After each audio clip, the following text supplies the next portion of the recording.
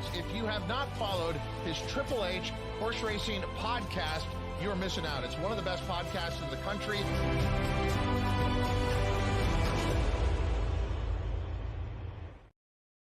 Good morning and welcome to Saratoga Today for August 5th, 2023. It is Whitney Day. We are all very excited to bring you Saratoga Today this morning. I'm your host, Howard Kravitz of the HHH Racing Podcast. Thanks for joining us on all your video and audio platforms. The weather has cleared out here in Saratoga after a crazy last, so I'd say 36 hours. There is some races taken off the turf. We'll get to all that in just a second. Please make sure you subscribe on the bottom right-hand side of the screen.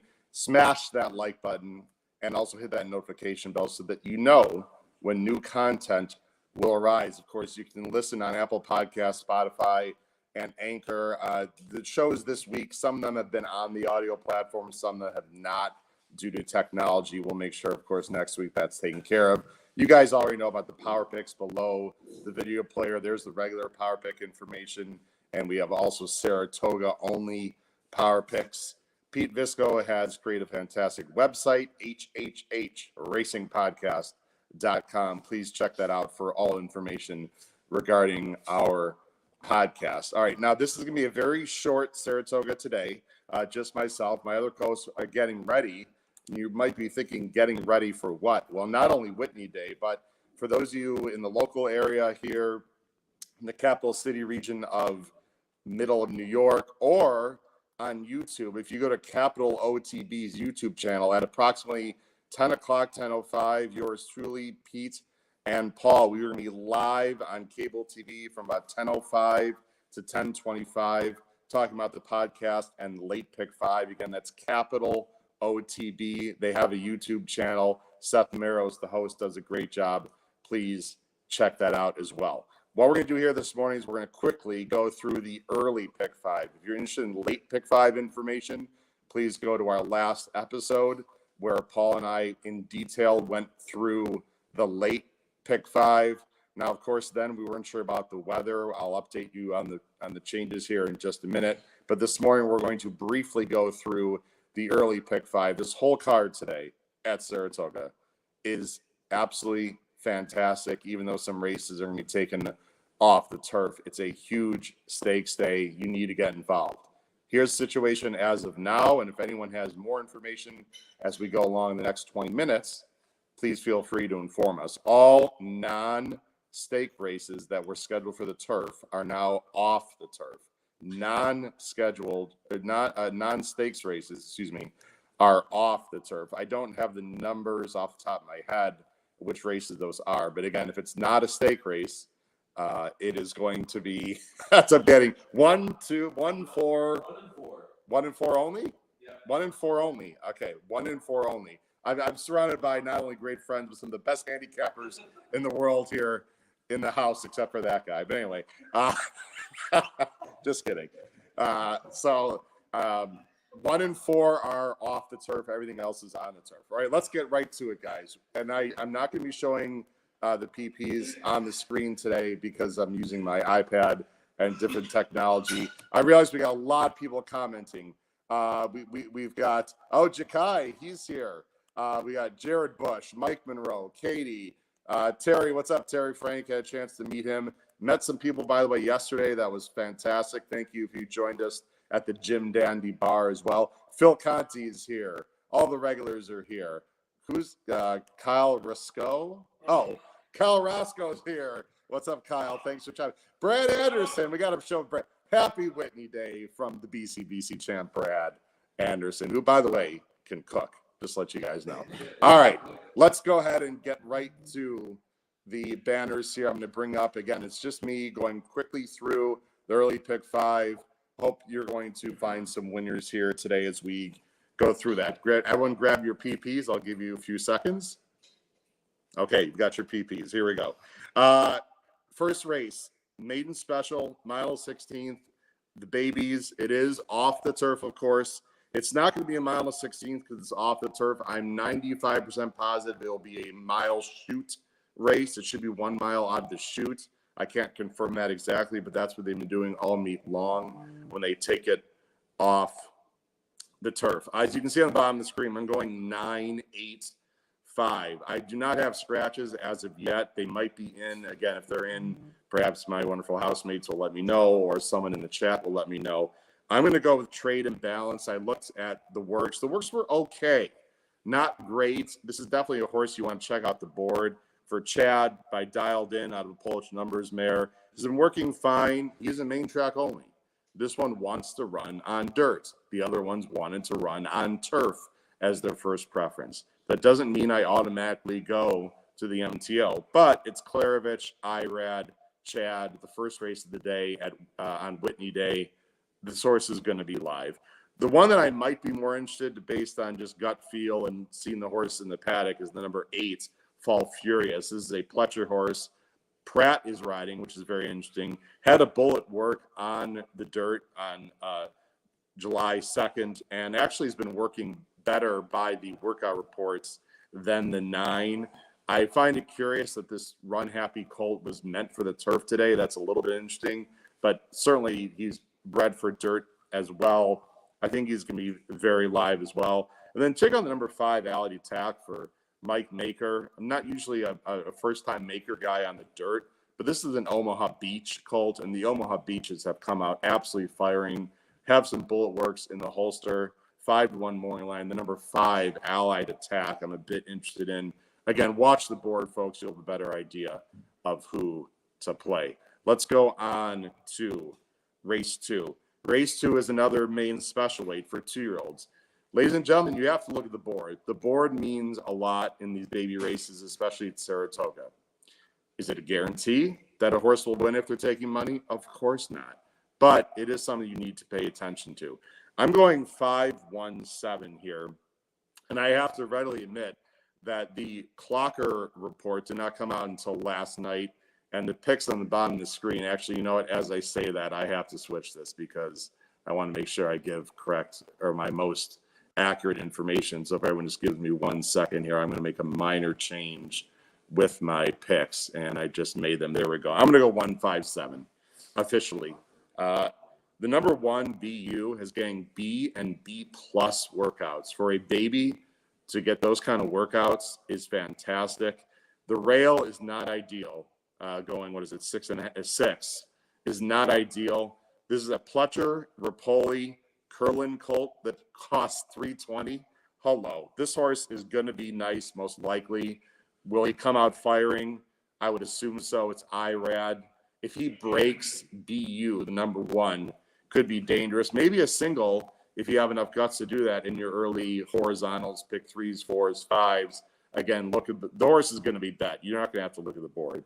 But if the horse is like 5-2, if this horse is really live, you're going to see 6-5, 7-5 is my gut feeling.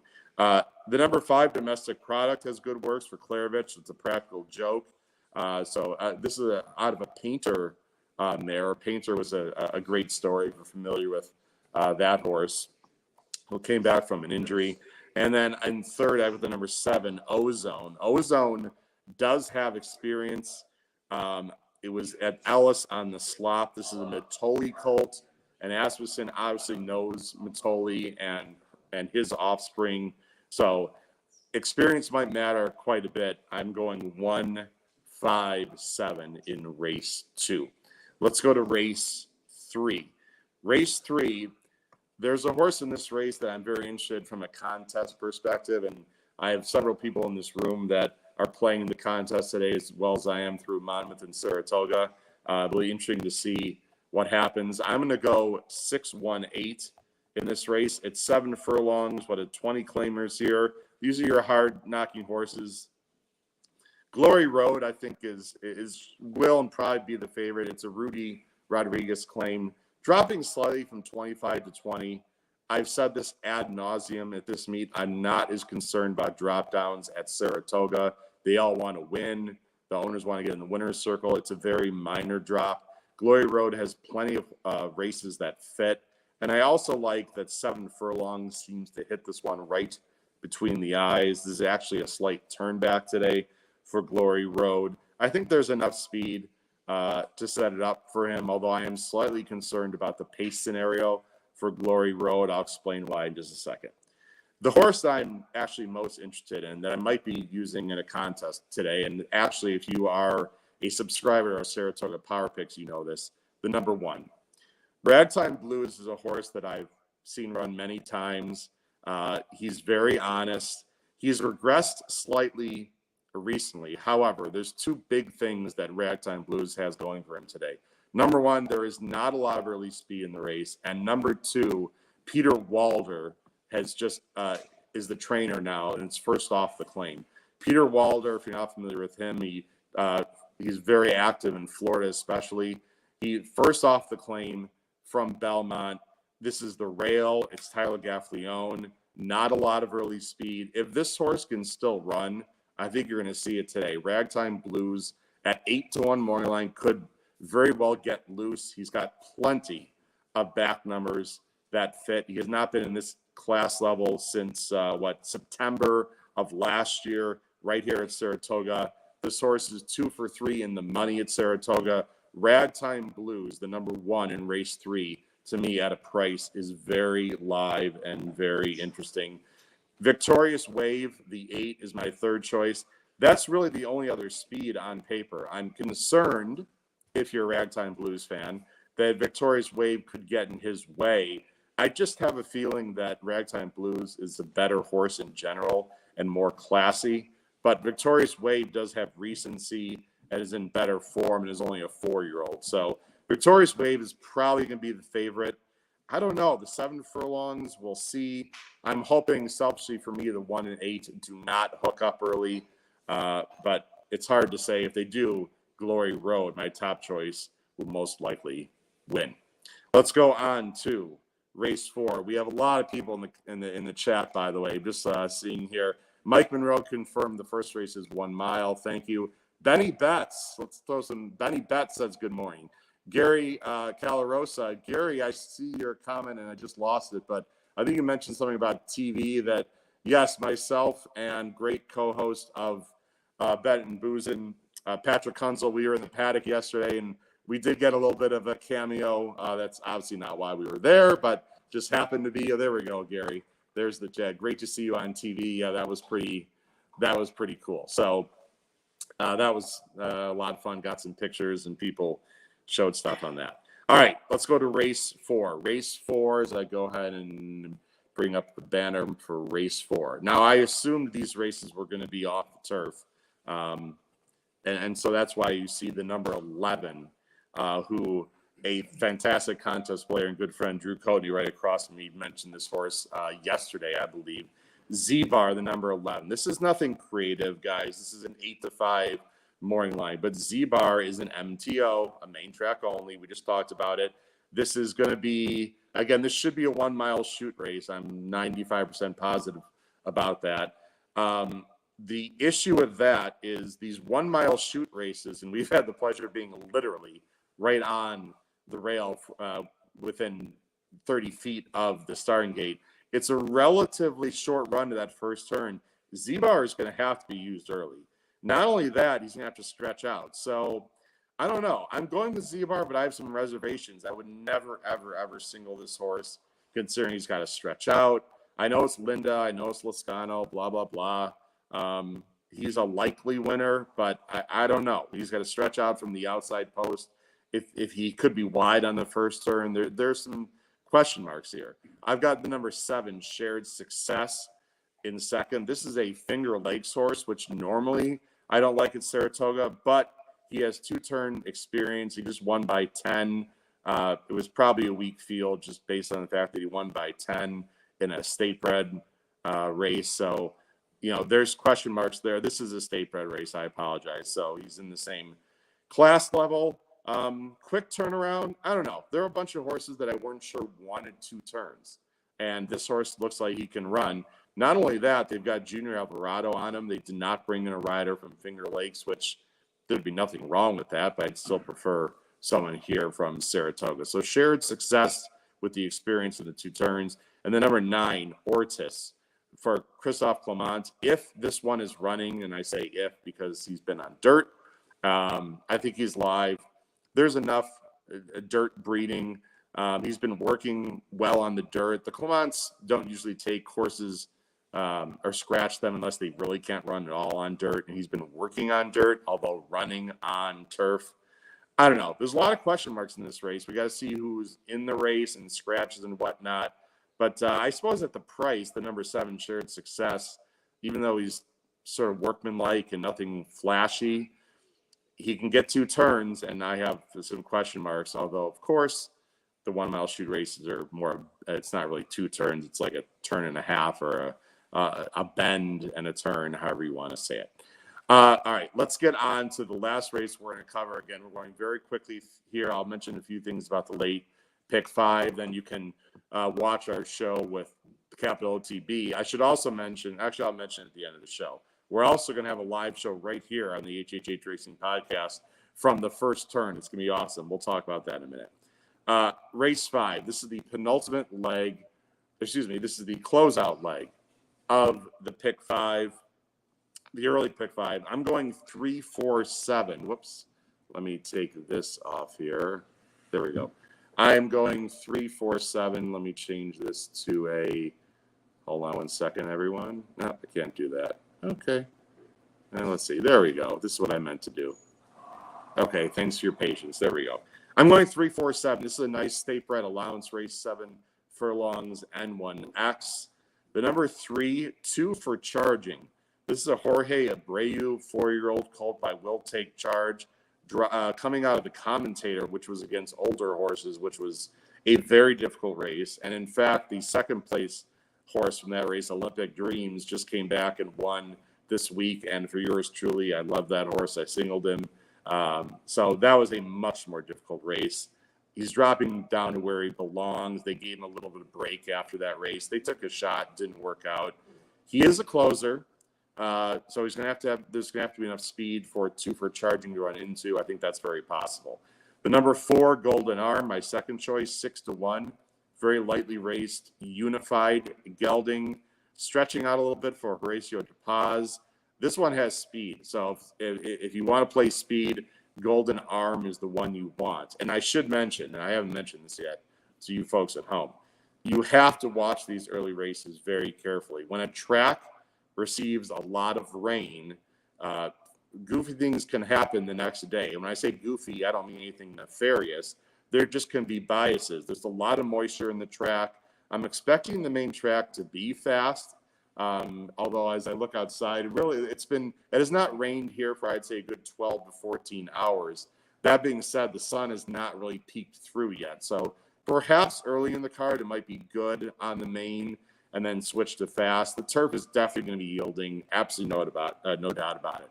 So if speed's playing, Golden Arm is live. Again, watch for biases on the rail or the outer paths. You got to watch these races carefully.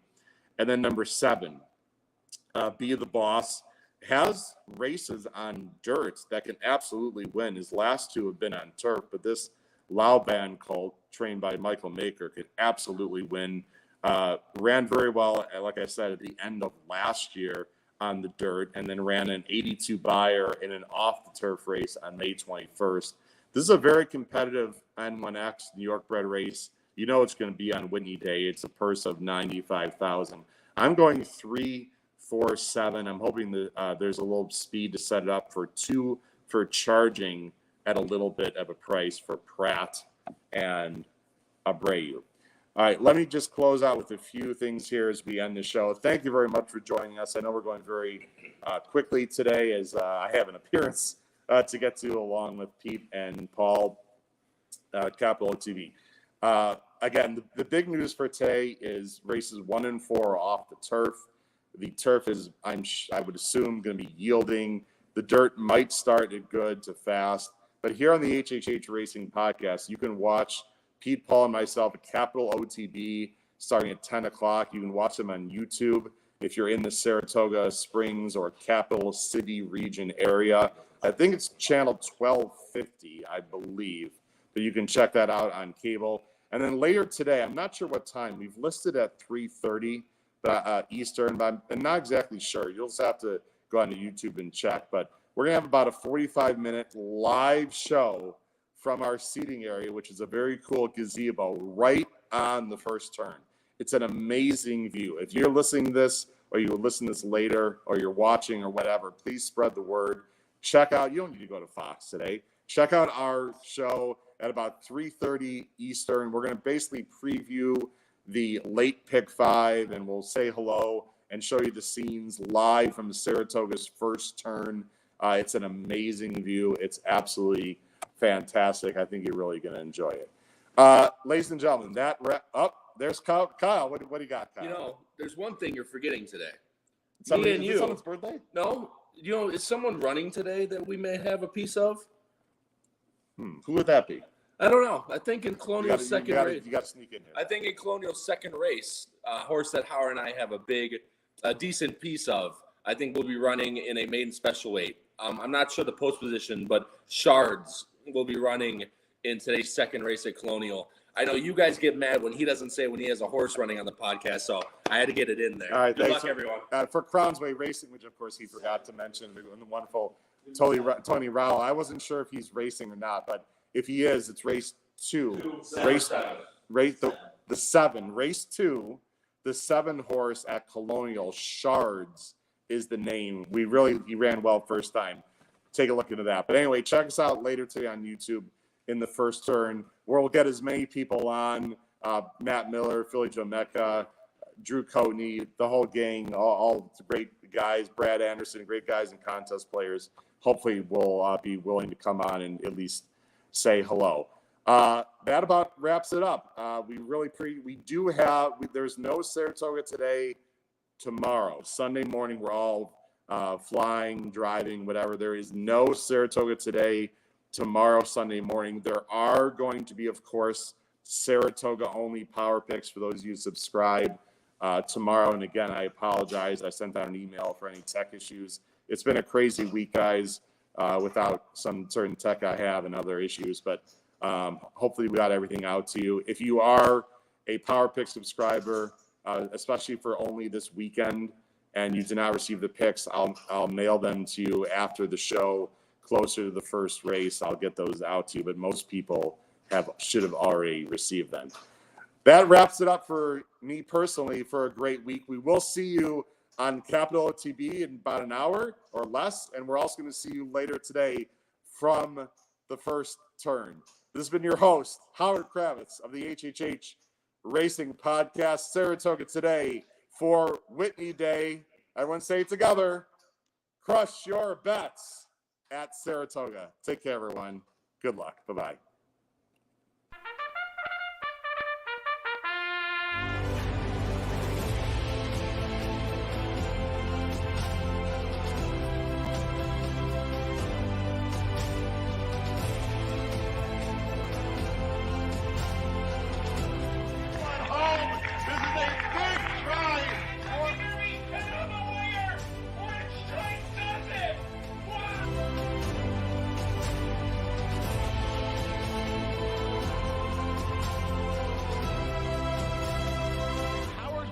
If you have not followed his Triple H Horse Racing podcast, you're missing out. It's one of the best podcasts in the country.